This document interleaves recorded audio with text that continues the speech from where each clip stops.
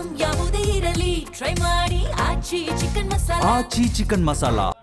Neat ಅಕ್ರಮ ಹಾಗೂ ಮರುಪರೀಕ್ಷೆ ಸಂಬಂಧಪಟ್ಟಂತೆ ಕಾಂಗ್ರೆಸ್ ಕಮಲ ನಾಯಕರ ನಡುವೆ ಆರೋಪ ಪ್ರತ್ಯಾರೋಪ ನಡೀತಾ ಇದ್ದು, ಕುಮಾರಸ್ವಾಮಿ ಕಾಂಗ್ರೆಸ್ನ ಕೆಪಿಎಸ್ಸಿಯನ್ನ ಪ್ರಶ್ನೆ ಮಾಡಿದ್ರೆ ಸಂತೋಷ್ ಲಾಡ್ ಮೋದಿ ವಿರುದ್ಧ ಕೆಂಡ ಕಾರಿದ್ದು, ಇನ್ನು ಅಶ್ವಥ್ ನಾರಾಯಣ್ ಮರುಪರೀಕ್ಷೆ ನಡೆಯಲಿ ಅಂತ ಆಗ್ರಹಿಸಿದ್ದಾರೆ. ಈ ಕುರಿತು ಯಾರು ಏನ್ ಹೇಳ್ತಾರೆ ಬನ್ನಿ ನೋಡೋಣ. 3-4 ಬಾರಿ ಪರೀಕ್ಷೆ ನಮ್ಮ ರಾಜ್ಯದಲ್ಲಿ ಎಷ್ಟು ಬಾರಿ ಮುಂದಾಕಿದ್ದೀರಿ? ನಿಮ್ಮ ಕಾಲದಲ್ಲೇ ಎಷ್ಟು ಅನಾಹುತಗಳಾಗಿಲ್ಲ. ಇವತ್ತು ನಮ್ಮ ರಾಜ್ಯದಲ್ಲಿ ಒಂದು KPSC ಸಂಸ್ಥೆನ ಸರಿಪಡಿಸ್ಲಿಕ್ಕಾಗಿದೆ. ಯಾವ ರೀತಿಯಲ್ಲಿ ಆ ಸಂಸ್ಥೆ ಬಗ್ಗೆ ಇವತ್ತು ಜನಗಳು ಮಾತನಾಡ್ತಾರೆ. ಇವತ್ತು ಈ KPSC ಸಂಸ್ಥೆ ಹಾಳಾಗ್ತಕ್ಕಂಥದ್ದು ಪ್ರಾರಂಭ ಆಗಿದ್ದೆ ಬಹುಶಃ ನನ್ನ ಅಭಿಪ್ರಾಯದಲ್ಲಿ ಈಗಿನ ಸರ್ಕಾರ ಹಿಂದೆ 2013ರಲ್ಲಿ ಸರ್ಕಾರ ಏನು ರಚನೆ ಮಾಡಿದರು ಅಲ್ಲಿಂದ ಪ್ರಾರಂಭ ಆಯಿತು. ಅವತ್ತು ಮುಖ್ಯಮಂತ್ರಿಗಳು ಹೇಳಿದ್ರು ತೊಳಿತೀವಿ ಅಂತ ಹೇಳಿ.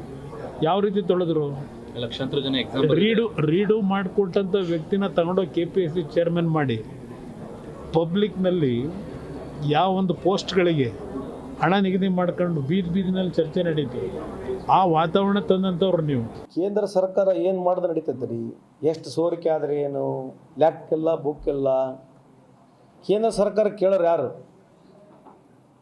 ಕೇಂದ್ರ ಸರ್ಕಾರ ಏನು ಮಾಡಿದ್ರು ಕೂಡ ಈ ದೇಶದಲ್ಲಿ ಕಳೆದ 12 ವರ್ಷದಿಂದ ಯಾವ ವಿಚಾರಗಳನ್ನ ಕೇಳ್ಬೋದು? ಈಗ ಸುಮ್ಮನೆ ಉದಾಹರಣೆಗೆ SIR ಆಯಿತು ಅಂತ ಇಟ್ಕೊಳ್ಳಿ.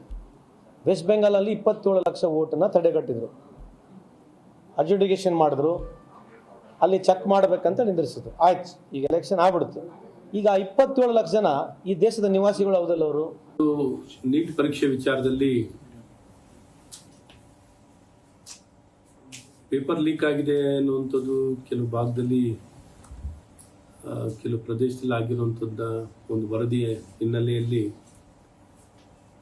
ಈಗಾಗಿರುವಂಥ ಪರೀಕ್ಷೆಯನ್ನು ಕ್ಯಾನ್ಸಲ್ ಮಾಡಿ ವಜಾ ಮಾಡಿ ಮರು ಪರೀಕ್ಷೆಯನ್ನು ಮಾಡಲಿಕ್ಕೆ ಇವತ್ತೇನು NTA ನ್ಯಾಷನಲ್ ಟೆಸ್ಟಿಂಗ್ ಏಜೆನ್ಸಿಯವರು ನಿರ್ಧಾರವನ್ನು ತಗೊಂಡಿದ್ದಾರೆ.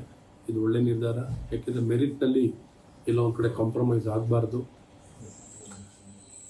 ಅದನ್ನು ರೀಶೆಡ್ಯೂಲ್ ಮಾಡಿ ಎಕ್ಸಾಮ್ ಮಾಡ್ತಿರೋಂಥದ್ದನ್ನ ತಕ್ಷಣ ಮಾಡಿ ಸಮಯ ವ್ಯರ್ಥವಾಗದಂಗೆ ತಕ್ಷಣ ಮಾಡಿಕೊಟ್ಟು ಮತ್ತು ಯಾರು ಈ ಲೀಕನ್ನು ಮಾಡಲಿಕ್ಕೆ ಕಾರಣಕರ್ತಿದ್ದಾರೆ ಅವ್ರ ವಿರುದ್ಧವಾಗಿ CBI ತನಿಖೆಯನ್ನು ಆಜ್ಞೆ ಮಾಡಿದ್ದಾರೆ.